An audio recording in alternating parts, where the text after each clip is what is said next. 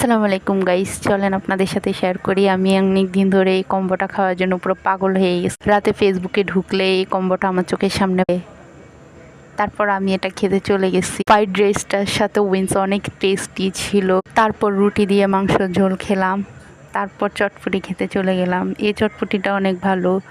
তারপর আমি চলে গেলাম একটা বিখ্যাত চাপ খেতে। ওই জায়গার চাপটা অনেক মজা, সাথে যে ইয়াটা ছিল, এই মেয়োনিজটা ছাড়া আমার চাপ চলেই না। এই মেয়োনিজটা ছাড়া আমার চাপ চলে না। আমি যত জায়গায় চাপ খাই, কিন্তু এই মেয়োনিজটা আমি অনেক বেশি মিস করতে থাকি। মেয়োনিজটা অনেক বেশি টেস্টি ছিল, নানগুলো অনেক বেশি ইয়াম্মি ছিল।